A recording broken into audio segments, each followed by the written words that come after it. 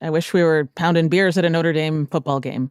That's where I'm going this weekend, by the way. I'm going to a Notre Dame football game this weekend. Eat a hot dog for me. I wish this were a Notre Dame football podcast, but it is not. It can be. Those are my plans for next year. I put that in my goals, my performance review. From New York Times Opinion, I'm Carlos Lozada. I'm Michelle Cottle. And I'm Ross Douthat. And this is Matter of Opinion, where thoughts are always allowed. For now.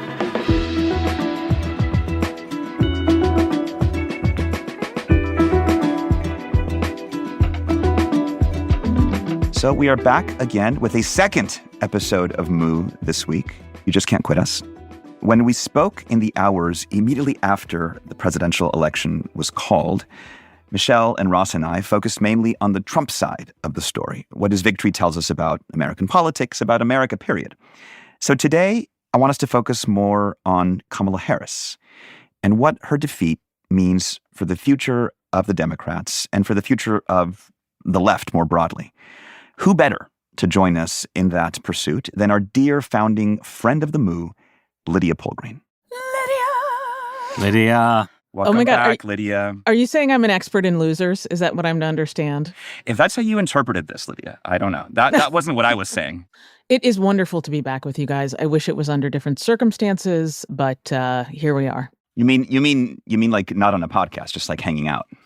Totally. Yeah. Totally. There would be more alcohol. Lydia, so when Ross and Michelle and I met earlier this week, we started off by giving just some instant gut reactions to the results of this election. You have had an extra day of digestion. So maybe now you can give us your gut reaction. What happened here? You know, my mind always goes to the kind of the rest of the world and what America can learn from the experiences of other peoples. And when the sort of dust settled and the scale and scope of Trump's victory was clear, I thought of something that my friend, the journalist, Indian journalist Mihir Sharma wrote after Narendra Modi, who was the prime minister of India, won a second resounding victory, which was like the death knell and horror to all of the good liberals in India.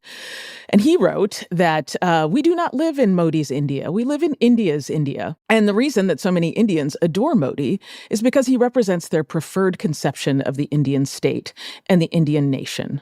No other explanation for these results is as compelling. And I guess that's my takeaway. You know, the people have spoken and this is what they want. And there is literally no arguing with that. So, yeah, we live in America's America. It's not Trump's America. He heard the call and the people have answered it. That was a bit of your column, right, Carlos? I don't know. That was like days ago. You're expecting me to remember? Well, yeah, I mean, I think part of what I was getting at is that for 9 years now, the sort of cry on the left, on the kind of well-meaning, self-involved good people of liberal America is that this is not who we are. This is not normal. And now, guess what? It is. And sort of wishing it away is probably not a great strategy. Speaking of good or bad strategies, you see what I did there? Mm-hmm. I want us to hit three things in our conversation today. First, what it is the Democrats got wrong. Second, how they might try to set it right. And third, maybe we can flick at what kind of leadership they might need to do that. So I want to start first on just one maybe minor thing that I've been a little fixated on, and that is the popular vote. We don't have final numbers, but Trump seems close to 4 or 5 million votes ahead in the popular vote. We're not going to get California for like 16 years.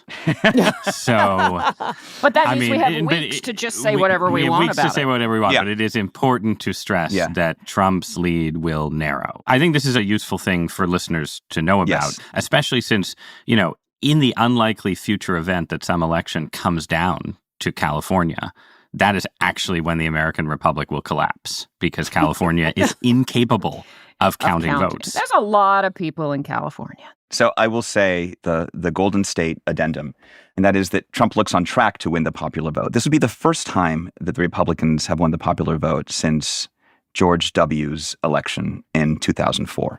And for many years, even when they lost, say, Gore in 2000, Hillary Clinton in 2016, the Democrats have consoled themselves with the fact that more Americans had in fact voted for their candidate for the White House. And, you could say, well, that means, the problem's not really the message, it's this arcane electoral college system that's holding us back. That is something that they will not be able to tell themselves this time if indeed Trump has won the popular vote. I'm wondering what you all think of what it means for the Democrats, symbolically or practically, to lose the popular vote. I mean, it means they'll have to do a gut check, right? I think I have heard a million times exactly what you've just mentioned, which is it's so unfair, it's just the system, and we need to change the structures of the electoral system. Whereas this doesn't let you duck that the message was preferred by the majority of voters. So it's time for a bit of a gut check and a little less whining about the Electoral College. Yeah, I mean, I think you can't understand almost anything about what liberalism did and thought and argued about in the first Trump presidency if you don't remember how easy it was to argue that liberalism hadn't really lost. And it wasn't just the Electoral College, right? It was also the Russia narrative. It was, the New York Times putting Jim Comey on the front page in the waning few days. I mean, there were a bunch of large and small things that were invoked to emphasize unfairness and flukishness and so on. But the fact that Hillary Clinton won the popular vote was sort of held up above all. And that, in turn, just created a dynamic where certain kinds of reckoning that normally happen after shocking political defeats, they happen to some degree, but not in the same way. Now, I should stress, I mean, it is in my interests as a conservative, obviously, to encourage the deepest soul-searching, the harshest possible reckoning among liberals. I would say, though, that liberals were always kidding themselves a little bit about the idea that they had the majority and conservatives did not. If you look at the 2016 election overall, Republicans won a majority of votes for the House of Representatives. If you add up the third-party candidates, the Libertarians and the Greens, to that election, the Republicans plus Libertarians exceeds Democrats plus Greens. Republicans won a majority of the House popular vote in 2014 and 2022 and so on. So there are ways in which this is not quite as epic a repudiation as some liberals are feeling right now, but that's partially just because they were always in a little bit of denial. They've always been, no, I mean, look, it's a 50-50. It is still a 50-50 nation. Well, I mean, the one caveat that I put into that is that, one does have to consider gerrymandering, which tends to be more aggressively done by Republicans than by Democrats. The New York Democrats, man, I sure wish that they would be better at gerrymandering.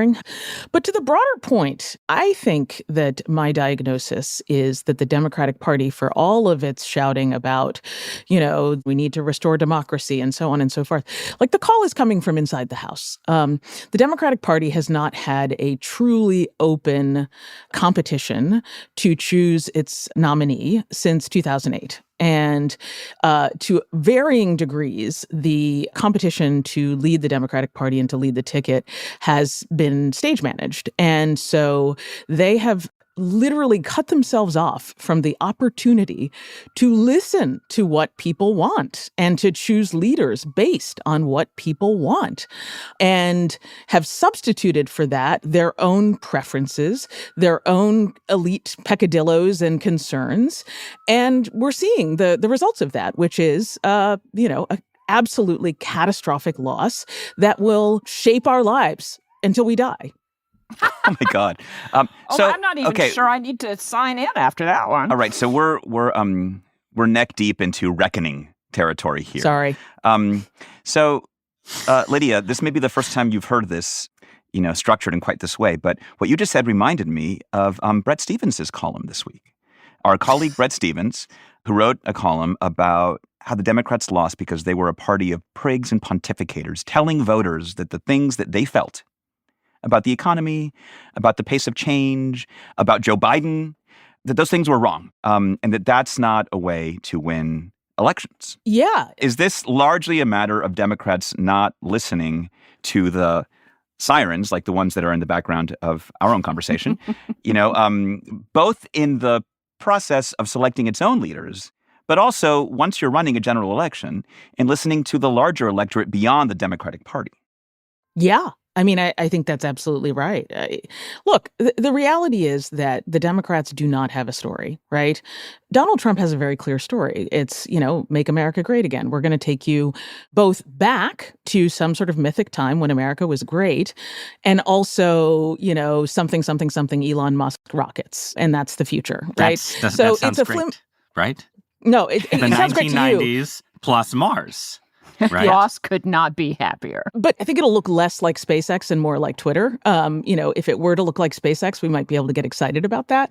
But I imagine that what's going to happen if you actually put Elon Musk, Donald Trump's new best friend, in charge of the future, that the future of our government will probably look more like Twitter, which is like a giant cesspool. All right, we're talking about the Democrats. We're wandering off. We're talking about the Democrats today. Let's get back to the Democrats. But I guess that this is the point that I was trying to make before I digressed into talking about Elon, was that ultimately politics is about selling some kind of vision or story that taps into what it is that the populace is thinking and feeling at any particular moment. And what I am seeking is someone who has, on the center left or even, frankly, the center right, a theory about the future that is not merely amelioration of the existing order. I mean, there's got to be something that is not reactive to the sort of libidinal freakouts of the right, but is a positive affirmation or a theory about what progress looks like in the 21st century and what the human future looks like. And, it could be something, something, something Mars, which is what Trump and Elon Musk are selling, plus a side of, 1950s social mores. But I think there is a market for something different from that. And I would love to see somebody articulate it. Lydia, didn't they try to, the Democrats offered, you talk about something, something long ago plus Mars, like maybe the Democratic message was abortion, opportunity, not Trump, right? And there was a story, right? It was a story about freedom. What is it that failed about what Harris and company were offering? We are not going back is not a complete sentence. It doesn't tell you where you are going. Yeah. And this was a change election. And Kamala Harris did not put forward a compelling vision of how she was the change candidate. She was in this awkward position lashed to a very unpopular administration. And she just didn't have the political skills to come up with a narrative of her own that, when you're talking about change, that's by definition scary. So much of what we've been talking about with Trump is that he was the rare combination of a change candidate with a nostalgia candidate, which is basically what you're talking about, Lydia, which means you take the scary out of change. So when you're looking for candidates who are going to give you a compelling vision of tomorrow, you still have to find a way to make that not scary to the legions of people who feel that things are changing too fast. And that's just really hard. And she was not quite up to that task. Again, continuing my, defenses of of liberalism here. You can afford to be magnanimous now, Ross. I'm being magnanimous. No, but part of the issue is that the normal way that liberals and progressives promote a broad, positive vision of the future is by promising new ways to spend money. To say, here are the new things that in our richer country we can afford to have government do to spread the wealth around. Maybe you wouldn't use that phrase, but build a new foundation of prosperity and so on, right? And that was, to go back to 2016, when there was sort of a contested Democratic primary, that was Bernie Sanders' very effective message. It was that the Democrats are being too timid about spending money. We have money to spend. We can have public health care that looks more like Scandinavia. Let's do it. That's really hard to do under inflationary conditions. And I know inflation has come down, but you still have this sense that, there isn't a free lunch out there in the same way that there was when Sanders-style socialism sort of burst onto the scene. And I think that is a core issue for Democrats, when it comes time to articulate that forward-looking vision that I agree with all of you that, Harris didn't have. It's just hard to do it when the main thing people have been suffering is not, my healthcare plan isn't good enough, but groceries cost too much and the government has put too much money into the economy. Inflation is just a killer for ambitious welfare state liberalism. And so the solution to that is to raise prices on bananas? I mean, I don't disagree on a factual basis with your analysis, right? But clearly voters are not looking at that and being like, Trump's policies are going to bring down inflation because, his policies will actually, if he's successful, like massively increase inflation. In fact, Elon Musk said there's going to be a lot of short-term pain and sacrifice if Trump's economic agenda is enacted, right? So I agree with you that those programs, I think, are hard to justify if you feel tethered to anything resembling reality. If you can just, make shit up and your voters aren't actually going to hold you accountable, then yeah, anything goes. Well, but I mean, again, we're officially not talking about Trump, right? But but I'm saying what I'm saying is that Democrats can't lie. But part of what Trump had going for him was that he had been president before, and he had presided over an era that had the kind of economic conditions that voters want right now. So yes, Trump's tariffs are not a cure for inflation. Absolutely. And there is a weird dynamic with Trump that where he gets away with a bunch of things because people just don't take his policy promises that seriously. But it's again, not just that Trump was like, he gets to bullshit and say whatever he wants. He could say, we didn't have inflation before you guys came in, and then we had inflation. And yes, that's a very simplistic argument, but it's more potent than just like, Trump gets to lie and we don't. Trump inherited an economy that was created by the presidency of Barack Obama, right? And then he's once again going to inherit an economy created by the presidency of Joe Biden, right?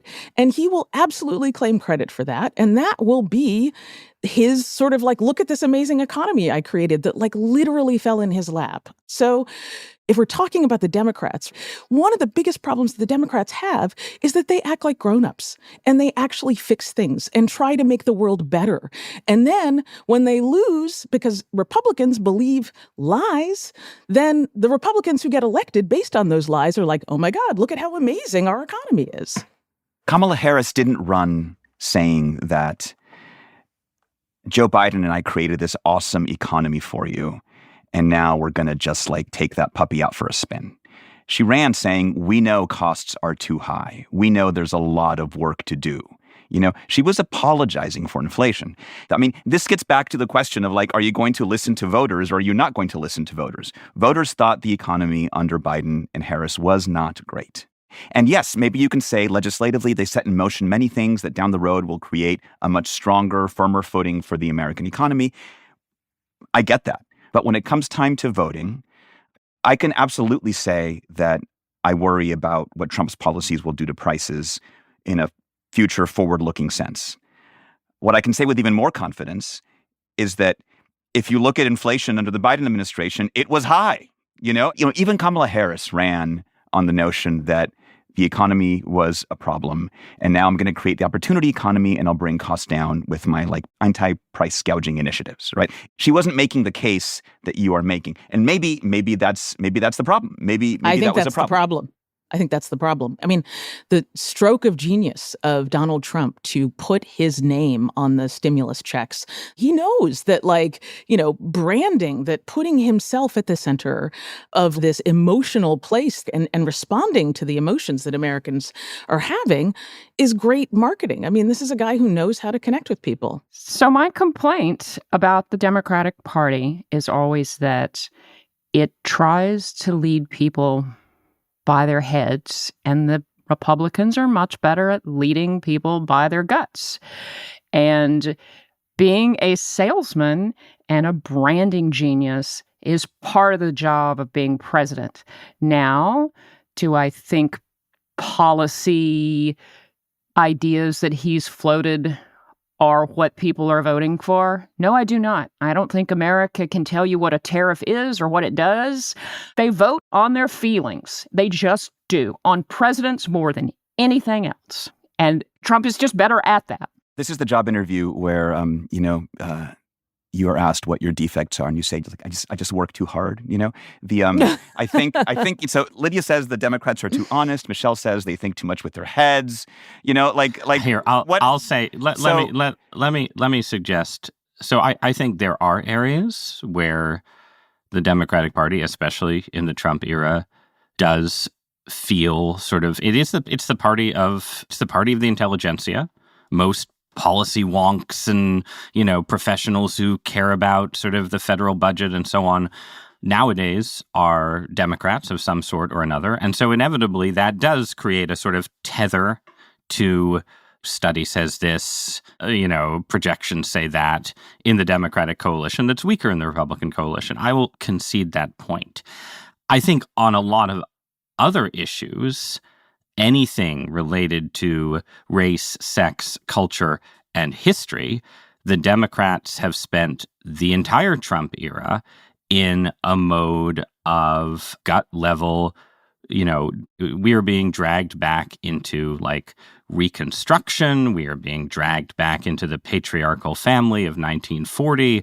We are being taken into the Republic of Gilead. Have you been to school board meetings, Ross? Well, see, there you go. Right. You think that these school board meetings, where as happens throughout all of American history, people have often uninformed arguments about what books should be on reading lists and in libraries, are the equivalent of what? Going into the Republic of Gilead and dressing women in, red? No, what I'm saying is both teams do that. Okay, but you were just talking about the limits of the Democrats' head first, heart later strategy. I'm saying there's been plenty of we are trying to stir a mood of deep alarm on the Democratic side. And I think one weakness that the Democrats have is that part of the Republican coalition now very clearly does not want to go back to the 1950s. It really does just want to go back to the 1990s, which we'll call it the Joe Rogan constituency. Joe Rogan and the bro podcasters are not trying to rebuild the world of Father Knows Best. They're trying to smoke a little weed and have freewheeling discussions where they say politically incorrect things on their podcasts, right? That's the world of 1997. Maybe it's the world of 2007. And that really helps the Republicans when there's a perception that when the Democrats are saying, you guys are trying to build the Republic of Gilead, and Donald Trump and J.D. Vance are hanging out with Joe Rogan. Those things don't match.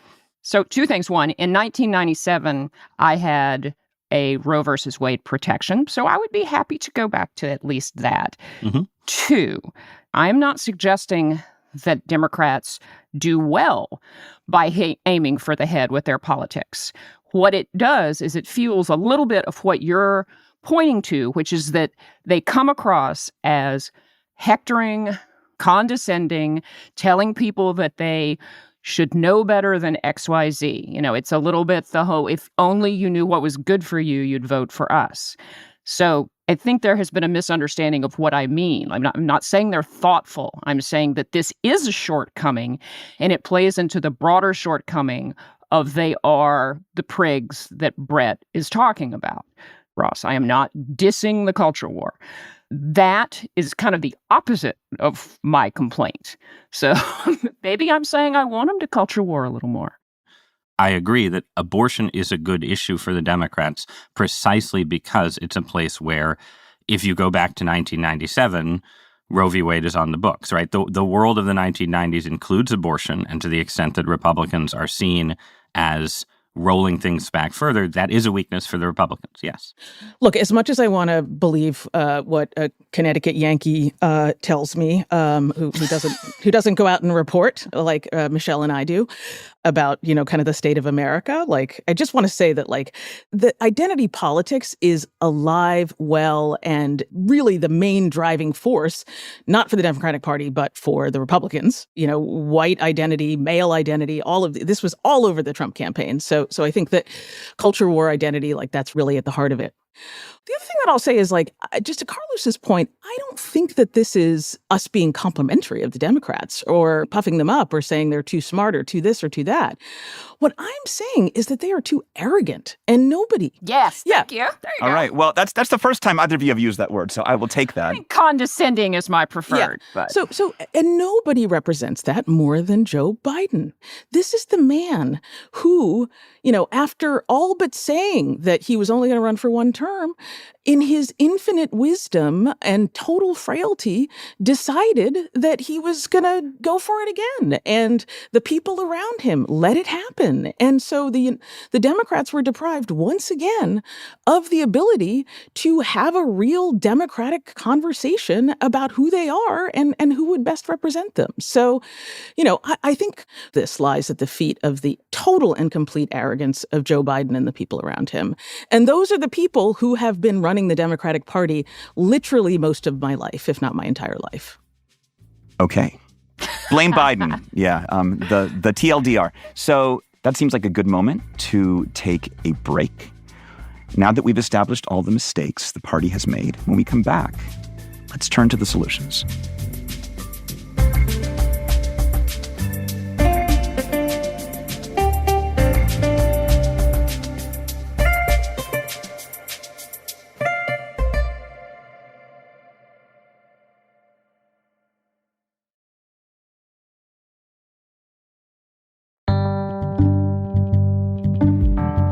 Our conversation so far has reminded me of the famous autopsy report that the Republican National Committee put together after Mitt Romney lost in 2012.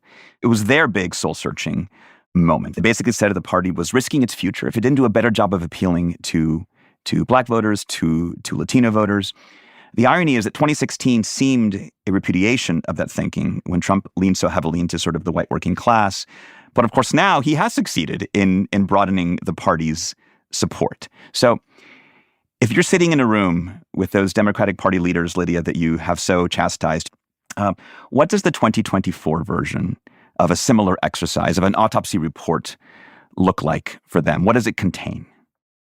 I think that I think one of the things that I take away from this moment right now, and that I hope that the Democrats are thinking about very, very seriously in this autopsy, or ultimately whatever it is that there's something very positive that has happened, which is we are witnessing a depolarization around some of the most difficult divides in American society, right? Geographic depolarization, ethnic depolarization. I would put a pin in the sort of black-white depolarization. I think that the Black voter thing has been somewhat oversold. And I think that the sort of generational Black American, meaning people who are descended from enslavement, are a separate story that we should just kind of put off to the side for just a moment. But I think that this idea that immigrants are automatically just kind of filter into the Democratic coalition, I think has just been absolutely and completely disproved. And I think the opportunity that creates is an opportunity to think about sort of redefining, what the core values of the Democratic Party are in this new era. And I think one of the things that really needs redefinition is, what is the working class? And Joe Biden is like the worst messenger for this, because he's, Scranton Joe, lunch bucket, white guy without a college degree is what he imagines is the working class. But we all know that the working class in America is female care workers. They're people who are working in nursing homes or are, in the service economy in a variety of ways, and really thinking about a politics that is built around lifting up a version of the working class that actually represents what the majority of the working class in this country really is just an enormous opportunity for the Democratic Party to build a cross-racial coalition around that, a broad geographic coalition around that. That's just what's out there waiting.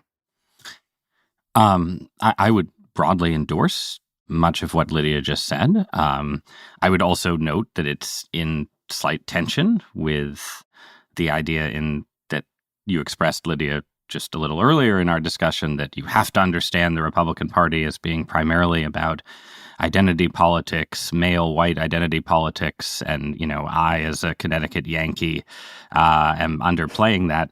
I think that you can come to Connecticut, the lovely state of Connecticut, and do exactly the sort of racial, ethnic, democratic soul-searching that you described. Trump improved dramatically in Connecticut. My suspicion is that he improved dramatically in old industrial cities like Waterbury and Danbury that used to be lunch bucket working class cities and now are, Brazilian and Guatemalan immigrant cities. And those are the kind of Hispanic Latino voters who carried Trump to one of the best, probably, again, all exit polls are provisional, right? But one of the best Republican performances with Latino voters in the modern era. But that reckoning, I think, requires putting aside a little bit the comforting notion that Republicans are just doing identity politics. Republicans have a more multiracial coalition. The people I talk to in Connecticut who are Trump voters it really is a different cross-section than it was in 2016, when it was fair to say that Trump was sort of squeezing the sponge of white working class voters to barely eke out an electoral college majority. It's different now, and that difference, I think, is where any kind of Democratic autopsy should start. Whether that survives Trump, I think, is a big question that we should ask. We're talking about the Democrats, I know, but I do think that absent the person of Donald Trump, a J.D. Vance or a Vivek Ramaswamy represents very, very different pathways of where this could go. Well, that's one of the things that I'm fascinated with, Lydia, talking about Texas Republicans. They have taken Trump's opening and just hit the ground running with Latino voters. They have been down at the border, in those border counties that have been blue since God was a boy, and just working the local races. And if you look at, take Ted Cruz's victory this time. In 2018, he lost Latinos by 29 points. This time, he won Latinos by 6 points. That is a big swing, and it is in part Trump opened the door and created what Carlos loves to call a permission structure. I know you love that term, Carlos. But then they have really worked it, playing on the knowledge that, one, Latino voters tend to be more conservative than a lot of kind of the activist base in the Democratic Party, and two, when I go down there, when I was reporting in Texas this last time, I would talk to a lot of Latino voters who really, really, really absorbed the Republican message that immigrants are a problem. They told me, my family came in here illegally. This has changed. I don't think this is fair. So these two things are going to resonate, I think, even beyond Trump. And the Democratic Party is going to have to do a lot of soul searching on that. If only we had a Latino man on this podcast who could, share. Well, you know what, Ross? Carlos loves to be put in identity boxes. That's his favorite thing. I mean, as much as he likes being called an economist. Yeah. Speaking as a Connecticut Yankee, from my position as a Connecticut Yankee. In King Donald's Court. Yes. Yeah. So let me skip right past that. And I want to ask you guys something about the Democrats moving forward, because the response to Trump's victory in 2016 on the left was, hashtag resistance. It was activism. It was marches. It was taking care of each other, retrenching into certain communities. And Hillary Clinton was too establishment, and the Trump effect was to kind of radicalize the left and elevate the voice of the activist. And I wonder if, in hindsight, you feel that the party since then has been too driven by activist positions, which in some ways turned off the mass of voters, not just white voters, that eventually became Trump's winning coalition 8 years later. To what extent does the party need to be more selective, or perhaps jettison the influence of the activist base? Yeah, I mean, I think being laser focused on the things that are going to demonstrate to the constituencies that the Democratic Party should own, aka the working class and working people, the ways in which let's call it what it is, a Trump-Musk administration, is going to. Do we have to call it that? I mean, I think it seems like that's me with a good time. I think that's what we're going to see. But I mean, I think what does that mean? That means Medicare and Social Social Security cuts are off the table. So they're coming for expanded Medicaid. They're coming for that $2 trillion that is basically greater than the discretionary spending in the entire federal budget, right? I really think it's about, like, these are the ways that they are going to give tax cuts to Elon Musk and his friends and make it so that you can't get access to your blood pressure medicine or see a doctor under expanded Medicaid that you had when a Democrat was president. I mean, I think they just need to get down to brass tacks and simple things like that. This is how your life is being damaged by these people who are in charge right now. And I think that's the simple politics that works. I should say I agree. And I think that basically, to the extent that, again, I'm joking a bit. I do not have any idea what kind of actual influence Musk will have on a Republican administration. But to the extent that if Trump-Muskism is seen as just austerity politics for the lower middle class, it will prompt a backlash of the kind that Lydia is suggesting that will give ample opportunities to Democrats. All right. We have attempted to look at what the Democratic Party got wrong, what it might want to do next. And of course, we have this mythical figure of the generic Democrat. Kamala Harris tried as hard as she could to be the generic Democrat in this campaign. But very briefly, I want to ask you, someone's going to have to run for president in 4 years for the Democrats. What are the qualities that you think can bring these issues and these approaches to the fore? And dare I say, is there a person that you think embodies them?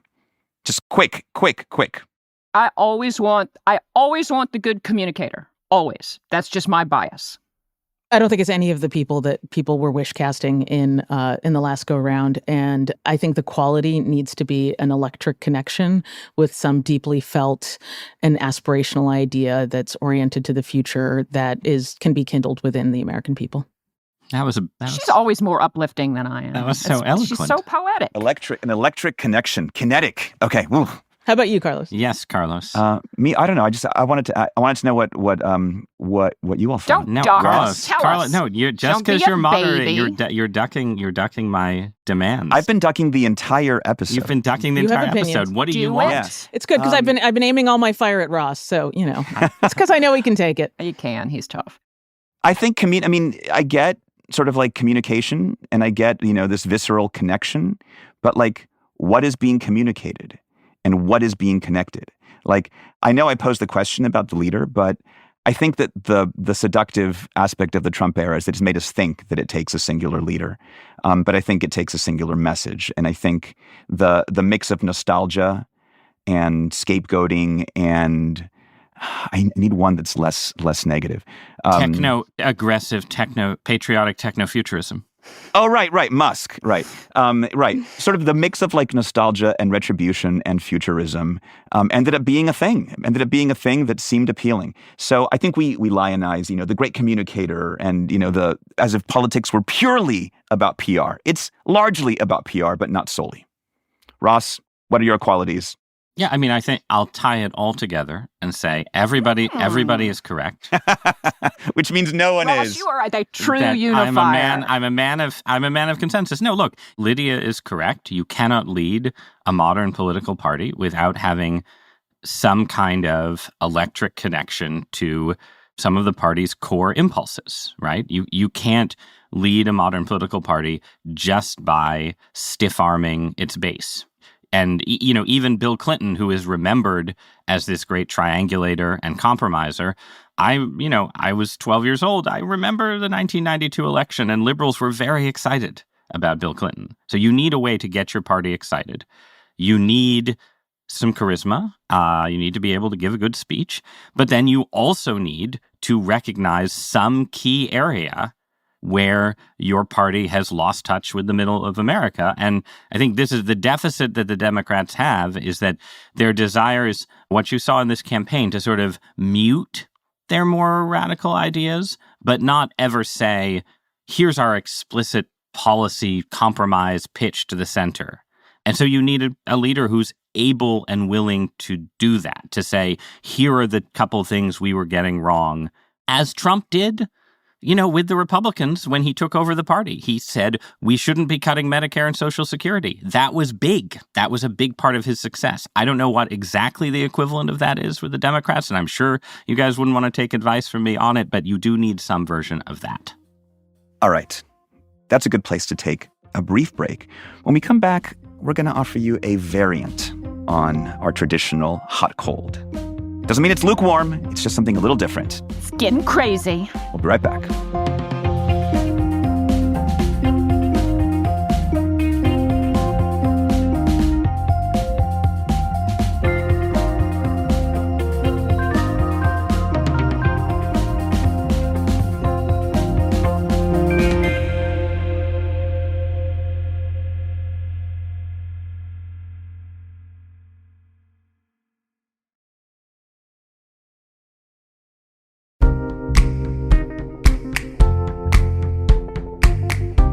Okay, so we're back. We've all been on our phones and our various devices a lot during this election, getting every last update, parsing every last poll.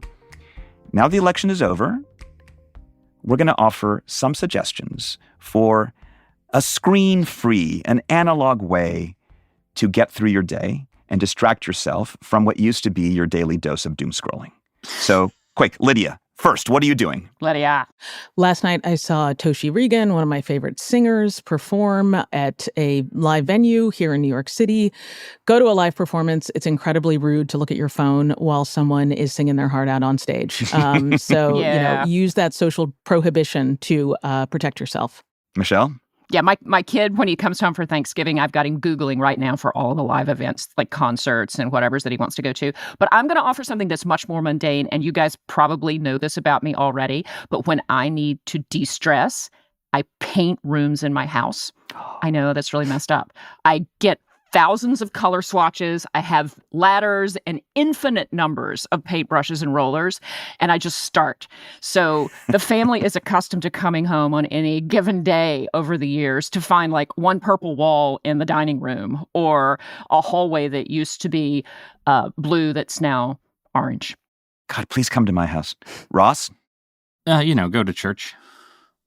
Sorry, just on brand. What I would do that anyway. More than once a week, Ross? More than once a week? I mean, I'm daily mass. I'm Catholic. 8 a.m. Are you a Wednesday mass Catholic? You can go every day. Yeah, I know. I'm asking. You got a lot to confess, Ross. All right. Okay, let me just state for the record, this has been a harsh on Ross Day. Only 4 years to go, guys. maybe it's richly deserved. What I will say, and I mentioned this before in our conversations, lap swimming. There is nothing more unplugging than lap swimming. I can't tweet or scroll, and I can barely think because I'm not a naturally good swimmer, so I have to focus on my strokes and my breathing. And there is nothing more relaxing and kind of brain erasing from me than lap swimming. So there you go. Love it. Lydia, thank you for coming back. Do it again soon. Oh, thanks, guys. Lydia! We're all going to go erase our brains and come back next week. All right. So great to be back with you guys. Adios.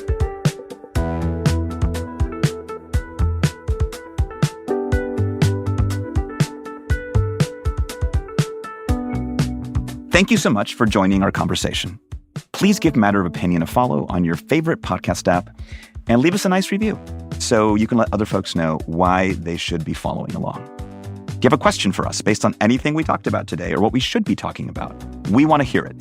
Share it with us by voicemail by calling 212-556-7440. And we just might respond to it in an upcoming episode. You can also email us at matterofopinion@nytimes.com.